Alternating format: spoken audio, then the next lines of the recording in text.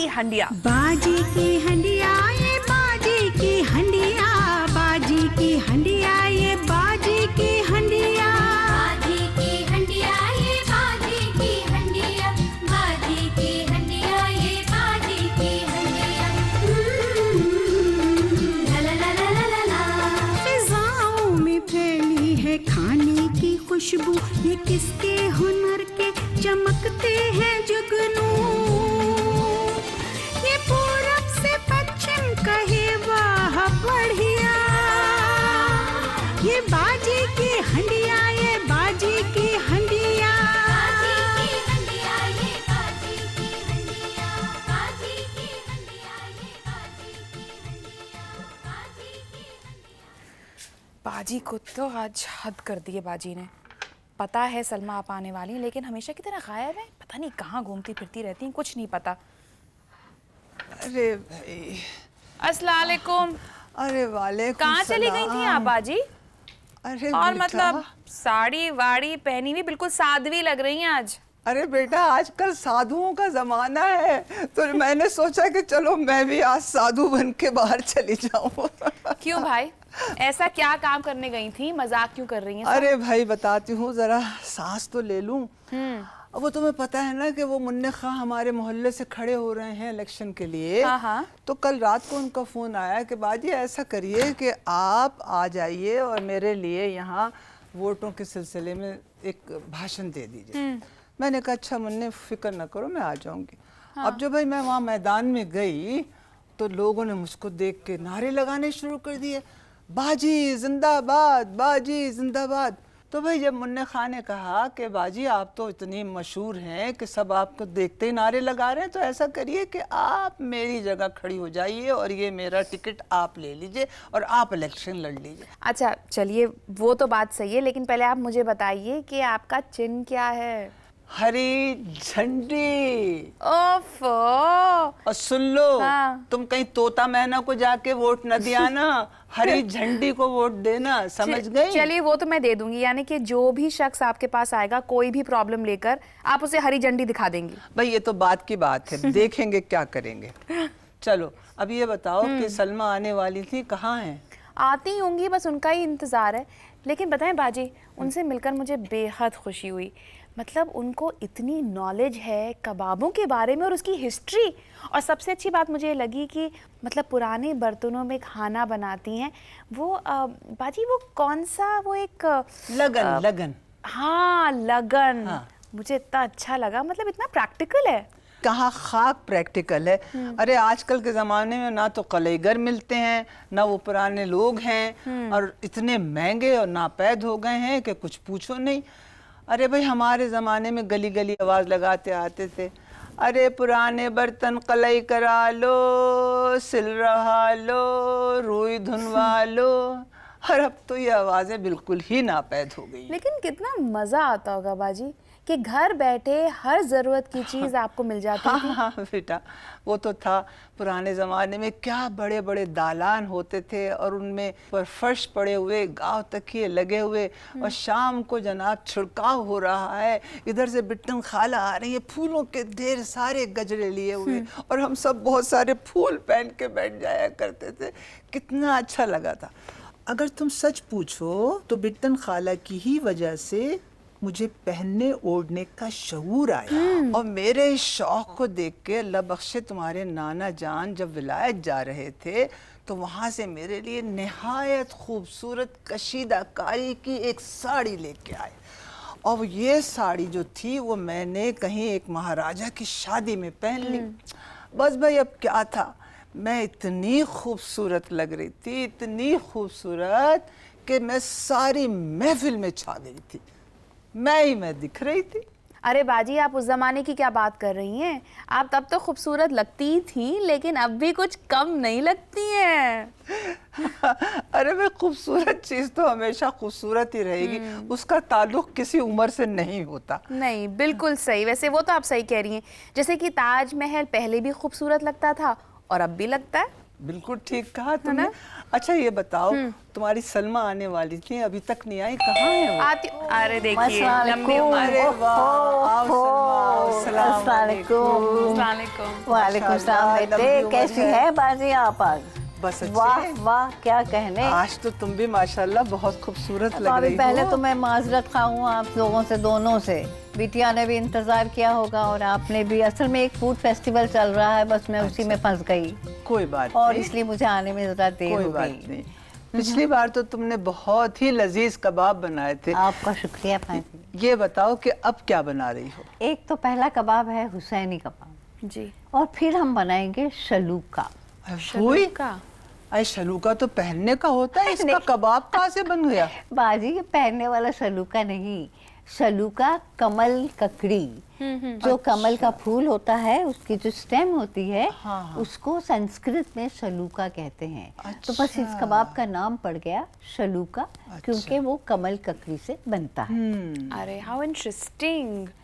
चलिए सलमा आपा बिस्मिल्लाह करें। हाँ बिस्मिल्लाह करें बेटा, आज आइए। देर हो गई है वैसे जी, भी। चलिए। आइए आइए। बाजी की हंडिया ये बाजी की हंडिया, बाजी की हंडिया ये बाजी की हंडिया। चलिए सलमा आपा, तो अब हम शुरू करते हैं हमारी पहली रेसिपी। तो हमारी पहली रेसिपी है कौन से कबाब की? कबाब हुसैनी। ओके। अरे सलमा जी। ये कबाब हुसैनी बनाने की तरकीब तो कहीं तुमको मेरी नंद जायदा हुसैनी ने तो नहीं बताई? अरे भाई वो तो अपनी कोई तरकीब किसी को बताती नहीं है। नहीं बाजी, ये तरकीब मैंने उनसे नहीं ली है। ये तरकीब बहुत पुरानी तरकीब है और इनको कबाब सुलेमानी भी कहते हैं, मगर ये मशहूर है कबाब हुसैनी के नाम से। अच्छा। तो पहले ज़माने में ऐसा होता था कि हर बावर्ची एक पकवान बनाता था और उसको अपने नाम से मंसूब कर लेता था, और इस तरह आपस में मुकाबला चलता रहता था।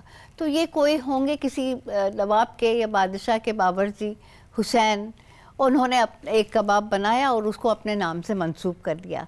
इस तरह ये कबाब हुसैनी कहलाए। और इस तरह के आपको बहुत से कबाब मिलेंगे जो कि बावर्चियों के नाम से मंसूब हैं। जी। तो अब हम शुरू करते हैं जी बनाना। बिल्कुल बिल्कुल। तो इसके इंग्रेडिएंट्स बताइए सलमा आपा पहले। पहले तो आपको बोनलेस गोश्त चाहिए, फिर उसके बाद आपको कच्चा पपीता चाहिए। अब कच्चे पपीते के बारे में भी ये सुनो कि कच्चा पपीता जब हम पेस्ट करते हैं तो कच्चा पपीता आप छीलिए नहीं, क्योंकि सारा कुछ रहता है इसके छिलके में। अच्छा। तो टेंडराइजिंग इस छिलके में होती है, तो आप इस छिलके के साथ उसको ग्रेट करिए और फिर उसको गलावट के तौर पर लगाइए। फिर हम लेंगे अदरक और लहसुन, और उसके बाद हम अदरक लहसुन आएगा। उसके बाद हम लेंगे सफ़ेद मिर्च, काली मिर्च की बजाय सफ़ेद मिर्च है, गरम मसाला है, नमक है, कुटा हुआ धनिया है, नींबू का रस है, दही है, और आखिर में दूध। ओके। तो ये है सारी अशिया जो इस कबाब हुसैनी के बनाने में जाएंगी। जी। तो पहले हम शुरू करते हैं गोश्त से। गोश्त के टुकड़े बहुत बड़े बड़े नहीं हो तो उनको ज़रा सा छोटा कर लेंगे।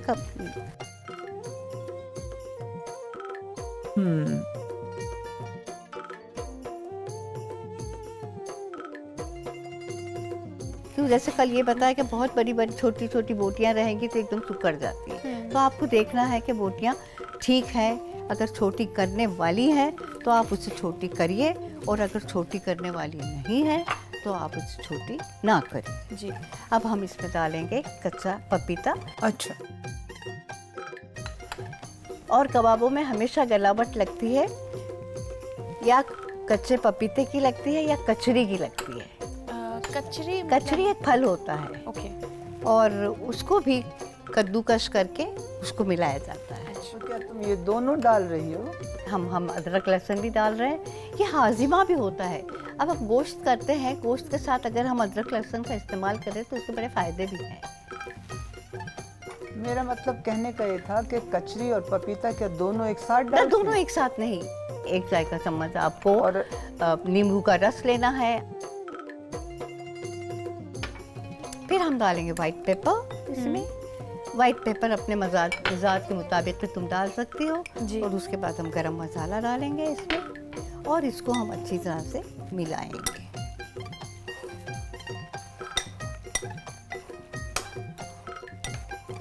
इसको भी आपको कुछ देर तक रखना होगा? 1 घंटा। अच्छा। क्योंकि हर एक चीज़ में, जैसे कबाब जब हम बनाते हैं तो मसालों का जज्ब होना गोश्त में जरूरी बहुत होता ज्यादा है। जरूरी है। अच्छा भाई बानो, जी बाजी। बेटा ठीक से देख भी लो और लिख भी लेना। जी। क्योंकि बहुत ज़्यादा गर्मी तो है नहीं, इसलिए हम इसे थोड़ी देर रख के निकाल लेते हैं ताकि वक्त हमारा बचे। अब हम इसको पकाएंगे। पहले हम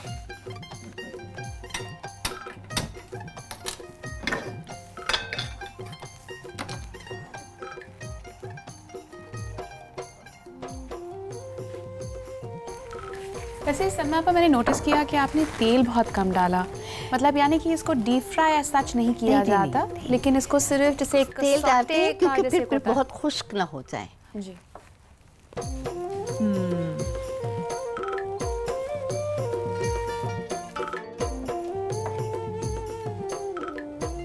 तो अब आप इसको सिर्फ तेल अब में हमने थोड़ा ये फ्राई जो हमने करेंगे। मुरक्कब इसमें सारे मसाले जो डाले थे, जी। अब हमने उनको मिला लिया। थोड़ी देर हमने उसको रखा भी ताकि मसाले थोड़े जज्ब हो जाएं और इनको हम पकाएंगे अब थोड़ी देर के लिए। अच्छा सलमा आपा, इसको आप ढककर नहीं पकाती ना? नहीं, अभी हम इसको चलाएंगे, हाँ। देखेंगे, उलट पलट करेंगे। ढक कर को उस वक्त पकाते हैं जब हमको दम पर देना होता है। ओके। और या हमें फिर छोड़ देना होता है कि वो अपने आप गल जाएगा या अपने आप वो पक जाएगा। मगर क्योंकि इसमें ऐसी बात नहीं, इसमें हमको ये मसाले जो हमने मिला लिए हैं उनको उलट पलट करना है, गोश्त की बोटियों को उलट पलट करना है ताकि वो थोड़ी सी भून जाए। ओके। अब देखो, इसको हमने कुछ भून लिया है और इसका जो कच्चापन था गोश्त का पानी मर जाता है। गोश्त के अंदर पानी रहता है और मसाले जो डालते हैं हम उनमें भी थोड़ा सा रहता है, तो ये पानी जज्ब हो गया, हमारा गोश्त ज़रा भुन गया है। जी। अब हम आग धीमी करेंगे और इसके बाद हमने जो दही रखा है अब हम इसमें दही डालेंगे। अच्छा सलमा आपा, ये कुकर में भी बन सकता है अगर गलाना ही है तो, देखो, या बहुत ज़्यादा गल जाता देखो, है? क्योंकि ये बोटियाँ बड़ी छोटी हैं, हाँ। नाजुक से तो हैं ही ये बोटियाँ। अब आप इनको अगर कुकर में रखोगे तो भरता ही बन जाएगा बिटिया। दही डाल करके हम फिर उसको भूनेंगे, दही का पानी खुश्क हो जाएगा, फिर उसके बाद हम इसमें पिसा हुआ धनिया और नमक डालेंगे। कई बार ये छोटी बोटी के कबाबों में नमक मैरिनेशन में नहीं पड़ता है क्योंकि ये कहते हैं कि नमक डालने से पानी छूटता है, हाँ। इसलिए नमक का इस्तेमाल बाद में किया जाता है। नहीं तो बार बार वो आप चखिए कि नमक ठीक है कि नहीं, मिर्च ठीक है कि नहीं, तो नमक अक्सर आखिर में डालिए ताकि वो उसमें बरकरार रहे और वो नमक का असर कम। अच्छा। ओके।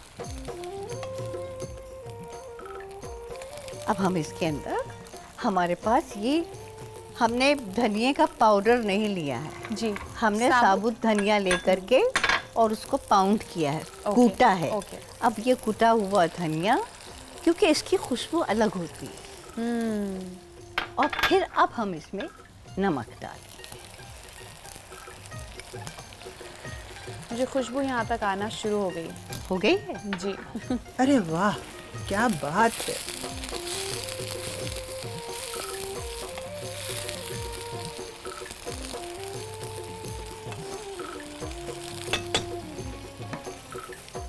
हम फिर से इसी बोल का इस्तेमाल करेंगे जिसमें हमने मैरिनेट किया था, जी। और इसमें हम इनको निकालेंगे। और फिर दिलचस्प बात शुरू होगी कि ये कबाब किस तरह से जी पकते हैं, मुझे या उसका इंतजार है। सेके जाते हैं। मुझे हमेशा लगता था कि कबाब बनाना बहुत कॉम्प्लिकेटेड है, लेकिन आई थिंक आपको जरूरी मैं देख नहीं। रही हूँ तो मुझे लगता है कि बहुत ज़्यादा मेहनत का काम नहीं है कि आप गूंद रहे हैं और आप पका रहे हैं और आप भून रहे नहीं, हैं। ये है कि आपने किन कबाबों का इंतखाब किया है। हाँ, ये भी सही है। अच्छा, अब हम इसको निकालेंगे। जी। आई थिंक बिगनर्स के लिए बिल्कुल परफेक्ट है ये।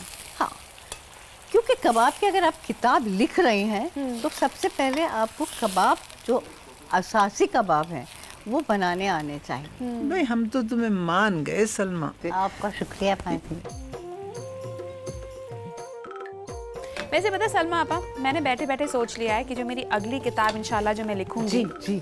उसमें मैं कबाब का सफ़र उसका टाइटल रखूँगी और आप मेरी पूरी रिसर्च करने में मेरी मदद भी करेंगे और मुझे वो पूरी history, because I think it's very interesting. जी, अब हम ये कबाब, हमने ये बोटियाँ निकाल ली हैं इसमें से, दही से। अब हम इनको थोड़ा ठंडा होने देंगे। जी ठंडा होने के बाद आपने ये देखे बांस के सीखे हैं हमारे हाथ जी, में। जी। हाँ, हम इनको पिरोते हैं इनमें। ओके। एक बोटी आपने इसमें डाली और इसमें आपने एक अदरक का टुकड़ा पिरोया और उसके बाद आपने इसमें एक प्याज पिरोई। जी फिर आपने एक टुकड़ा इसमें लिया और उसको भी पिरोया। इस तरह आपका कबाब आगे बढ़ता चला जाएगा और आपके पास ये सीखें तैयार हो जाएंगी। जब आपके पास ये सीखें तैयार हो जाए तो फिर आप दूसरा अमल होगा कि हम इनको फिर से कढ़ाई में डालेंगे। तो मैं आपको बताती हूँ। अच्छा, अगर आप चाहें तो अदरक और ये प्याज की बजाय आप छोटे छोटे जो चेरी टमाटर कहलाते वो भी हैं डाल सकते हैं। वो भी डाल सकते हैं, और या कैप्सिकम जिसको शिमला मिर्च कहते हैं उसको भी। अगर आप 3 रंग की शिमला मिर्च ले लें और एक हरी डालें, एक पीली डालें और एक सुर्ख डालें और उसके साथ अदरक ज़रूर डालें क्योंकि उसका मज़ा कुछ अच्छा हो जाता है। और इस तरह आप कबाब बनाएंगे तो बड़े खूबसूरत लगते हैं। चलिए ठीक तो खाना जो है वो सिर्फ पकाने का नहीं, खाना आपका हमेशा ये 5 सेंसेस को आपके सेटिस्फाई करता है। खाना देखने में अच्छा हो, खाना सूंघने में अच्छा हो, खाना खाने में अच्छा हो, और खाने को जब हम हाथ लगाएं तो वो भी अच्छा हो। भाई वाह। यानी ये नहीं कि आपके हाथ में मोटा मोटा मसाला आ गया। मतलब the feel should be feel very should good. Be good. ये डिजाइनर सीखने लग रही हैं। अच्छा, अब हम इनको इसमें डाल देंगे। कि अब छोटी सीखों का इस्तेमाल ये है कि आपकी कढ़ाई इतनी होती है छोटी कि इसमें ये सीखें आराम बआसानी से आ आ जाती हैं। अब हम इसके अंदर फिर से हमें हमारे चूल्हे की ज़रूरत होगी। आंच धीमी रखिए और अब हमारे दूध का काम शुरू होता है। आप इस पर हल्का दूध डालेंगे ताकि आपके कबाब जो है ज़रा से और मुलायम हो। भाई वाह, दूध भी पड़ता है इसमें? जी, बस दूध इतना हो कि उसमें वो उलट पलट हो जाए।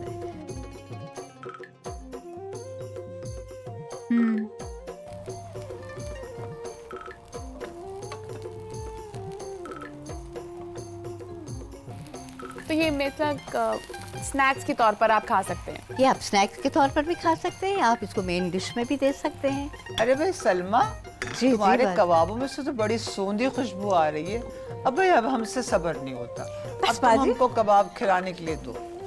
अरे बाजी अभी रुक जाइए आप 1 मिनट के लिए। देखिए दूध इसमें खुश्क हो गया है और हम इसको एक बार ऐसे हम पलट भी दें तो नीचे वाला जो दूध का हिस्सा है वो इस पर आ जाएगा और हमारे कबाब अब निकालने के लिए तैयार है। बिल्कुल परफेक्ट। अच्छा, कबाब या खाना सर्व करने के, पेश करने के भी आदाब हैं। खाना आप कितना भी अच्छा बनाएं, अगर आपने खाना अच्छा पेश नहीं किया है वो खाने की कोई वक़्त नहीं। बिल्कुल ठीक कहा तुमने सलमा। अच्छा भाई बानो, जी बाजी। बेटा ठीक से देख भी लो और लिख भी लेना। बाजी की हंडिया ये बाजी की हंडिया। आखिर में अगर आप नींबू निचोड़ते या चाट मसाला डाल दें तो खाने की इज्जत और बढ़ जाती है। चलिए, ये है perfect। आपका कबाब हुसैन। अरे वाह। मैं तरकीब दोहरा लेती हूँ, आप एक बार चेक कर लीजिए। 400 ग्राम बगैर हड्डी वाला गोश्त लेकर उसे छोटे छोटे टुकड़ों में काट लें।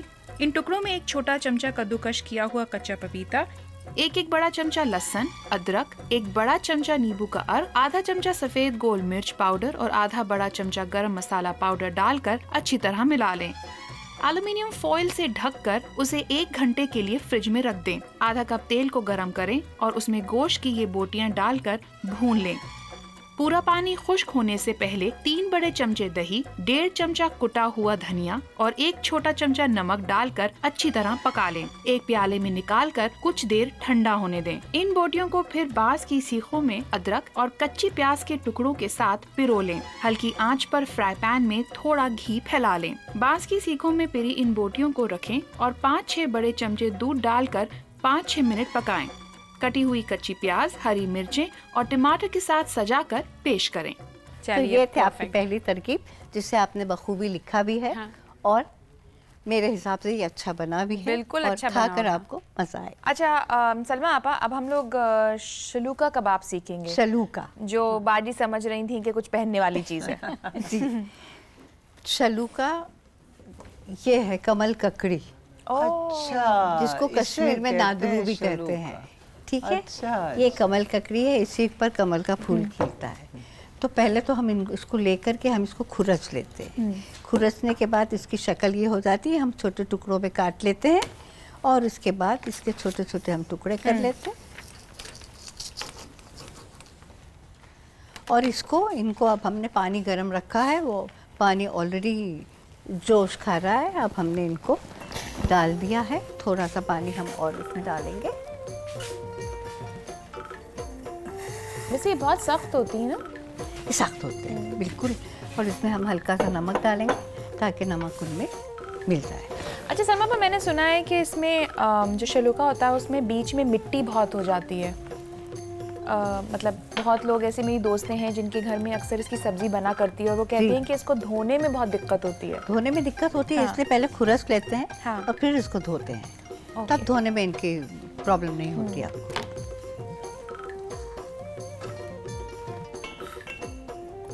जब हम ये हो जाता है, मतलब तब हम इसको पीसते हैं। ओके। और हम तब तक ये सॉफ्ट भी हो जाता है। ताकि वो सॉफ्ट हो जाए।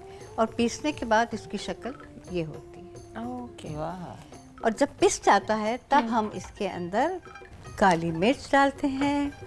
उसके बाद हम इसमें थोड़ी वाइट पेपर भी डालते हैं। अब छोटा चमचा दे लेते हैं। हल्का सा नींबू का रस डालते हैं ताकि जायका ज़रा सा अच्छा हो, मगर इसमें पानी का जूस भी होता है तो बहुत ज़्यादा ना डालिए। हमने नमक ऑलरेडी उसमें डाल दिया है, तो नमक चखने के बाद दूसरा नमक इसमें डालिएगा आप इसमें थोड़ी सी हरी मिर्ची भी डालेंगे। अच्छा, जब पीसा था इसको आपने और तो इसमें कोई मसाले नहीं डाले थे? नहीं, तब पीसते कुछ वक्त नहीं डाला हमने इसको अच्छा। फौरन पीस लिया। खाली पीस लिया? जी। और उसके बाद अब हम इसको मिलाएंगे। और इसको बड़े एहतियात से बनाना होता है क्योंकि ये इसका मुरक्कब ज़रा मुलायम नरम होता है। हाँ, मुझे लग रहा है ये बाद में कहीं ऐसा ना हो कि ये बिल्कुल लिसा हो जाए। नहीं होता, क्योंकि इसको बाद में बनने के बाद हम चावल में रोल करते हैं। अच्छा, तो वो बाइंड हो अच्छा। जाता है। चावल का आटा ये है, पिसे हुए चावल का आटा। पिसे हुए चावल का आटा है, इसमें हम इसको रोल करते हैं। अच्छा, और कबाब बनाते वक्त हाथ पर ज़रा सा तेल लगा लेते हैं, तब उसका बनाना आसान हो जाता है। अच्छा, वैसे बाजी मुझे ये तरकीब बहुत अच्छी लगी। हाँ, बहुत मेरे मतलब आसान की है। तुम्हारे मतलब की है, बहुत आसान भी है और फिर तेल लगा लो अगर अपनी हथेलियों पे तो और भी जल्दी बहुत हाँ, अच्छी वो काम होता है। बन और जाए। इसका शेप ज़रा सा हम देते हैं, ज़रा सा लंबा सा शेप है, क्योंकि इसको बनाने के बाद हम इसमें एक छोटी सी बांस की तीली डाल देते हैं। वो ओके। खाने में आसान, अच्छा, ओके। क्योंकि ये इतने मुलायम होते हैं कि टूटने का इनका डर है। तो इसको आप रूखा खाते हैं? जी, रूखा खाया जाता है? सूखा खाया जाता है, जाहिर है। अच्छा, ये शामी कबाब की तरह थोड़ी कि आपने पराठे के साथ खा लिया। हाँ, मतलब ये कि हम लोग चाय के साथ भी खा मतलब सकते जैसे हैं। बाजी आप अक्सर स्नैक्स कहती हैं, हाँ, स्नैक्स। हाँ। अरे भाई, आजकल तो ये रिवाज आम हो गया है। ये क्या तुमने कहा था, सांप का सा नाम क्या? स्नैक्स। स्नैक। अरे भाई, जिस शादी में जाओ इतने स्नैक्स मिलेंगे कि तौबा तौबा, अल्लम गल्लम चीज़ें भर देते हैं, और जब असली खाने का वक्त आता है तो लो भाई, पेट भर गया, मेहमानों को आप क्या खाएं। है, मैं समझती हूँ कि ये भी किसी मक्खी चूस ने निकाला होगा फैशन। नहीं भाई, हाँ। खाने के इतने सारे लवाजमात होते हैं, उनका खर्चा भी तो होता है। आप देखिए, हर तरह का तो बावर्ची आता है, कोई इटालियन है तो चाइनीज है तो हिंदुस्तानी अरे है बीबी थाई तो है। कबाब, सालन, रोटी, मुर्गा ये किस वक्त खाएंगे? कौन सा पेट लाएंगे खाने के लिए जब ये और चाट बात आलू है। की और ये सब खा लेंगे हैं? मगर खाने वाले ये स्नैक्स पर ऐसे टूटते हैं कि भूल जाते हैं कि उनको अब खाना खाना है। भाई बात ये है कि लोग घर से भूखे जाते हैं और शादियों में अमूमन जो खाने मिलते हैं जब इंसान के सोने का वक्त आता है मेहमानों का तब खाना मिलता तब खाना मिलता है। है। तो इसलिए लोग चलिए अब स्नैक्स हम से पेट भर लेते हैं। मानो अब हम उसको तलने जा रहे हैं। मैं आऊँ आपके पास? वही हमको वो जाओ, करना है मदद कि कर दो। हल्का सा हमने इसको बहुत हल्का सा हमने तेल डाल दिया है और थोड़ा सा गर्म होने के बाद हमको तेल को निकाल भी सकते हैं ताकि हमको सिर्फ हमारा फ्राइंग पैन जो है वो चिकना कर लेना। ओके। ये तो वेजिटेरियन लोगों के लिए बहुत अच्छा कबाब है। तभी तो मैं यहाँ आ गई एकदम से। देखो अच्छा, इसका टेस्ट किस तरह का होता होगा? मतलब आलू की तरह? अब आप खा मतलब के देखोगे तो तुम्हें पता खुद लग Okay. जाए। अब सबर नहीं हो रहा आपसे, ऐसा लग रहा है। हाँ। क्योंकि उठ के वहाँ आपने तो चली चुपके गई। चुपके से मुझसे कबाब खा नहीं लिए कहा ना। कि बाजी आप भी आ जाइए, खुद उठ के चली गई वहाँ। आपको क्या लग रहा था कि मैं आपको देख नहीं रही थी खाते हुए? हाँ। तभी ये तो बोल बदला नहीं रही उतार- कुछ। ये बदला उतारा जा रहा है। अच्छा भाई, अब हमने इसको, आप किसी भी तरह का शेप इसको दे सकती हैं। अगर आपको गोल चाहिए आप गोल दीजिए, आपको लंबा चाहिए आप लंबा दीजिए, ओके। जिस तरह का भी चाहे। यह आपकी मर्जी पर मुनहसर है। बड़ा चाहे बड़ा बनाए, छोटा चाहे छोटा बनाए। हाँ ठीक है। मैं थोड़ा सा ये घी लूँगी ताकि ये घी में अच्छे तले जाए। हम थोड़ा सा डालेंगे।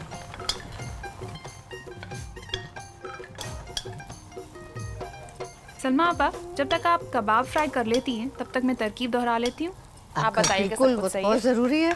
चलो भाई, अच्छा अब तुम लिख लो अपनी रेसिपी। अच्छा सलमा आपा, दोहरा रही हूँ मैं। खुरच कर साफ की हुई 250 ग्राम कमल ककड़ी को गोल गोल टुकड़े करके आधा कप पानी में चुटकी भर नमक डालकर गला के पीस लें। पिसी कमल ककड़ी के मुरक्कब में 1 बड़ा चमचा काली मिर्च पाउडर और 1 बड़ा चमचा सफेद गोल मिर्च पाउडर, 1 चमचा नींबू का अर्क, कटी हरी मिर्चें और कटा हरा धनिया अच्छी तरह मिला लें। हथेलियों पर थोड़ा सा तेल मलकर गोल टिकिया बना लें। चावल के आटे में दोनों तरफ से लिपटी इन टिक्कियों को कम तेल में तल लें। कटा हरा धनिया और फिटा हुआ दही और लाल मिर्चों के साथ पेश करें। परफेक्ट। चलिए, आप एक काम करिए, आप बैठिए, मैं तब तक सब लेकर आती हूँ। आओ भाई सलमा, यहाँ आओ मेरे पास, यहाँ बैठ के चलिए। खाते हैं। आओ। आपकी रुदात भी कुछ सुन लें हम। बहुत तुमने इंतजार कराया, हाँ इतनी देर हो गई, इतना बढ़िया बढ़िया खाना बनाया और इतना इंतजार। चलिए, कहते हैं नहीं, कि अच्छी जिस चीज़ चीज से में देखो। कहते हैं कि जिस चीज में इंतजार होता है जी, वो जी। हमेशा बढ़िया होती है। आए, अल्लाह का शुक्र करूंगी अगर आपको पसंद आ जाए। नहीं, जरूर आएगा। अरे भाई बानो, कितनी देर लगाओगी? बस 2 मिनट बाजी। नई कोशिशों में रिवायत का तड़का, ये खाने में लज्जत के दिल सबका धड़का।